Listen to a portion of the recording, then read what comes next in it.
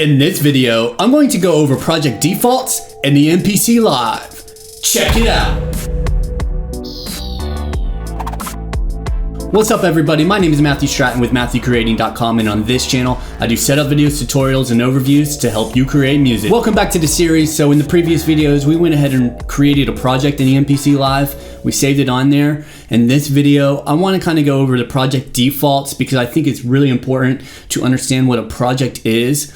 So in this video, in the next couple videos, I kind of want to cover basically what projects are and how to set your project defaults, how to save your projects, how to back up your project files, etc. But in this particular video, I want to go over project defaults. That way, whenever you power on your MPC, you have the option to go back to that project that you created from the home screen.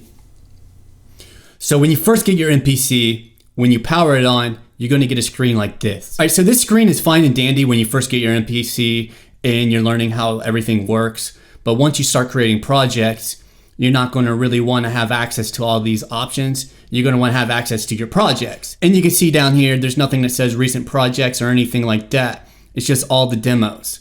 We got empty project and user template. Now you can see down here, we got empty project. So go ahead and go to your empty project. Now once you're in here, it says Untitled. So now you can get to your project if you go here, My Files, and Projects. So this is where your project's going to be that we made earlier, right there, project 1. All right, so you can load it that way. And all that's fine and dandy, but what I want to show you is how you can actually load it when you power on your MPC. So here's what you need to do. Go to menu, go to settings, go to where it says right here, project defaults, go into there. All right, so now we get different options. All right, so the first option you see right here, it says new project dialog, demo. So that's what we have it set on, is demo. So this is why you go ahead and get that screen when you're powering your MPC, or if you click new project, it gives you that demo screen. This is why. So we can change this. We could go in here. We got off, demo, demo template, recent. So if we turn it off, now every time whenever we start a new project, if we go here, new, that's just going to bring you an empty project. It's not going to give you a demo screen. When you power on your MPC, it's just going to give you an empty project. All right, so go ahead and go back to your preferences. Now, if we turn it to demo templates recent, so this is going to give you the option to not only load your demo, it's going to give you options for templates that are correlated with the demo and your recent projects. I'll go ahead and show you that now. So if I go to main, new, all right, so it's going to give you the startup screen here. All right, so now we can see we got project templates. So now it's going to give you templates of the demos, but it's not going to have anything in the sequences. It's just going to have basically the programs that are in these demos. And then you got your regular demos, and then we got recent projects. So if you go here, it's going to give you a little bit of info. All right, but if you go here, you can see you can scroll through to more options there. Now we can see right here, this is the last project I had open, was project 01. All right, and if I go more, I can access other projects, okay? And then you can see here, we got empty project and user template. So I'm going to go ahead and tap project 1. This is the project that we did in the previous videos, all right? So that shows up there. That's fine and dandy. So let's go ahead and cover all the other options in the project defaults. So go back to menu, settings, project defaults. So that's the new project dialog. That's what that does. So the next thing you'll see is default tempo. So whenever you start a new project, the default tempo is going to be 120. Now I can change this to whatever I want.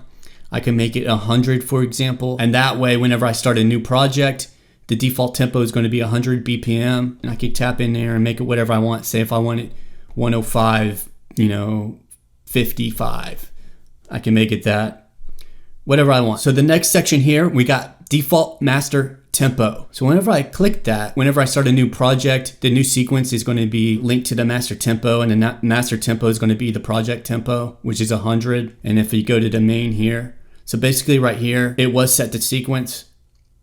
If I go like that, all right, you can see it's set to master there, but let me show you. So if I go right here, if I go new, empty project, you can see 100 BPM and it's linked to the master tempo.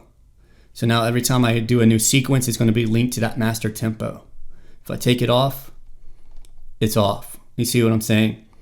So just a little information for you there. All right, so now we got a little sequence section here. You can see it says default sequence bars. So I can set this to whatever I want. Say I wanted my bars to be 16.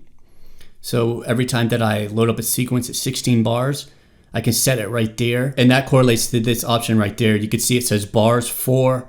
All right, if I do a new project, it should say 16 right there, 16 bars. So now every time that I do a new sequence, it's going to be 16 bars. The next thing I have is default time signature. So you can see the top number is the numerator, the bottom number is the denominator. So 4/4 is the default. You can see here 4/4 is default. This is common time. If I want to do a waltz, I can go into 3/4, what have you. I can set it whatever I want. So you can set your numerator to any value right there to 16. Okay. And then you can set your denominator to the interval of 4, 8, 16, and 32. And again, whatever I set this to when I create a new project is going to be whatever I set that to. So the next section is program. So this is going to be the defaults of whenever you make a new program in a project. You can see here, whenever you do a new sequence, you automatically get a program. So it's going to correlate to that new program. So if you go, you got this option here, it says default pad slice. You can either pick all or pad. So basically that's going to correlate to your program parameter. Whenever you record a sample and put it into a program, it's going to select one of these options. All right, so let me go ahead and just show you that, even though I don't have anything in here. Menu, program edit, and you can see right here, sample. Right here, there's a little section that says slice and all. All right, it's set to all now. As a matter of fact, let me just record an empty sample here. All right, so whenever I record a sample, I could put it on a program. Let me put it on that program, assign it to pad A1, keep it. All right, so if I go to my program edit, you can see right here it says slice all.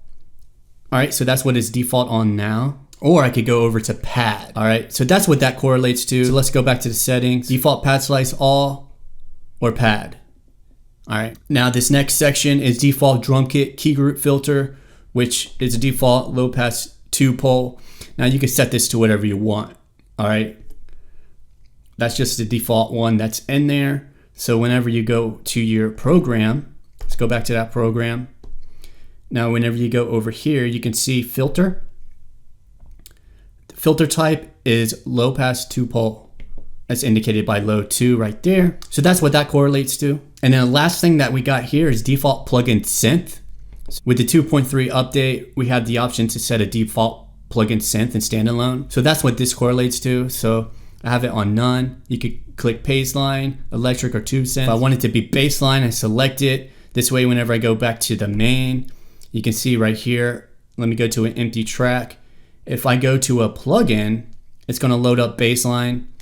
So that's going to be the default plugin. All right, so that pretty much covers project defaults. If you have any questions, just let me know in the comments. This right here I think is helpful because now whenever you power on your MPC, you have the option to kind of go ahead and go in there and select your recent project from the beginning, as I showed you before. So if I go to main, if I go to new, you can see right here, I have all my recent projects at the bottom here. And these projects do correlate. Like for example, if I save this project onto my SD card, it will load it from the SD card and you'll still see it right there. Or if I load it onto internal hard drive, it will be there as well.